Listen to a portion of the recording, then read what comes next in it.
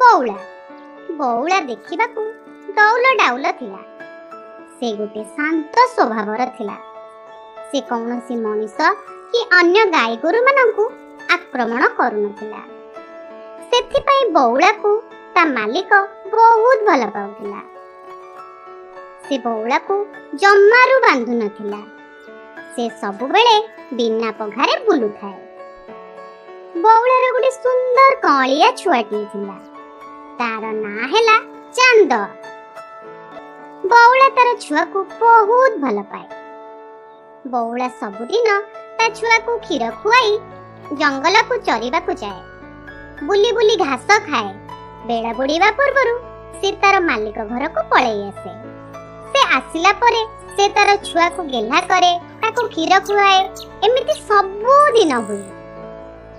ଦିନକର କଥା, ବଉଳା ତା ବାଛୁରୀକୁ ପେଟେ କ୍ଷୀର ପିଆଇ ଜଙ୍ଗଲକୁ ଚରିବା ପାଇଁ ଗଲା।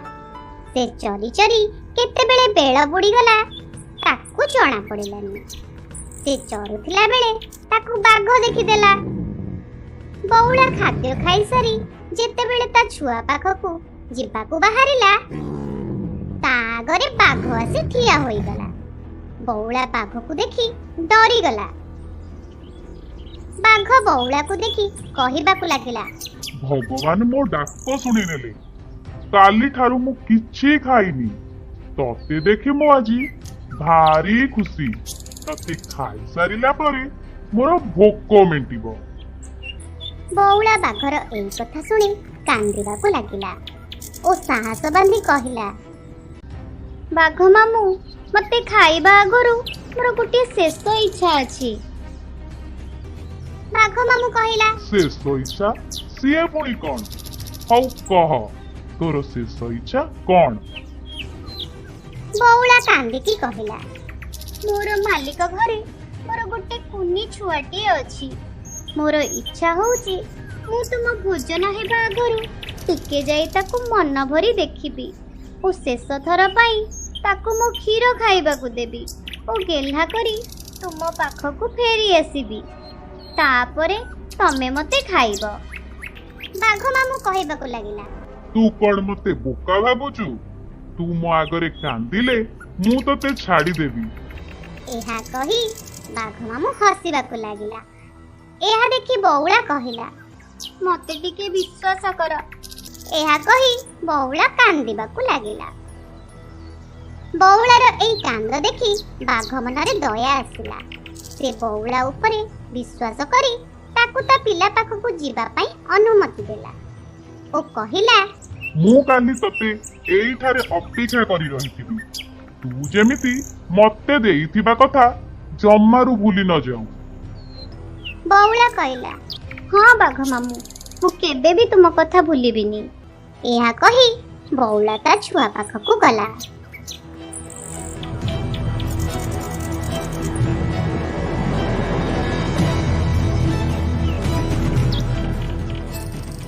ସେ ଯାଇ ତା ଛୁଆ ପାଖରେ ପହଞ୍ଚିଲା। ଚାନ୍ଦ ବଉଳାକୁ ଦେଖି ଖୁସି ହୋଇଗଲା।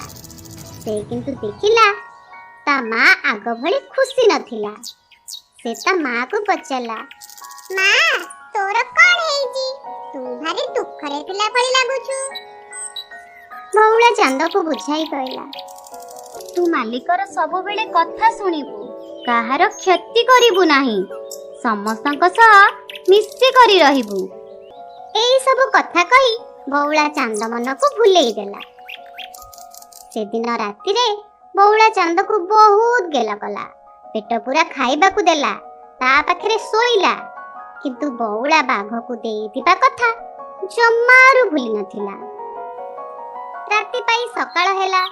ସବୁଦିନ ପରି ବଉଳା ତା ଛୁଆକୁ ଖାଇବାକୁ ଦେଇ ଜଙ୍ଗଲକୁ ଚରିବାକୁ ଗଲା।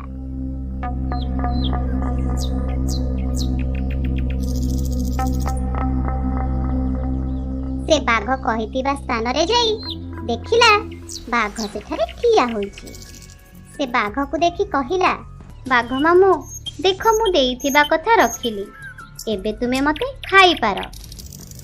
ବାଘ କିନ୍ତୁ ବଉଳାକୁ ଦେଖି ଆଶ୍ଚର୍ଯ୍ୟ ହେଲା ଓ କହିଲା, ତୋ ଭଳି ସଚ୍ଚୋଟ ଓ ଭଲ ପ୍ରାଣୀ ଆଜି ଯାଏ ମୁଁ ଦେଖିନି। ସତରେ तू तो जवाब रे पक्का तो भली भल जीवकू मु केबे भी मारी परिबी नाही मु तो तेबे छाड़ी दउछि तू एबे तो छुआ पाखकू जाई खुशी रे रह। बौला खुशी होई ता छुआ पाखकू फेरी आसिला।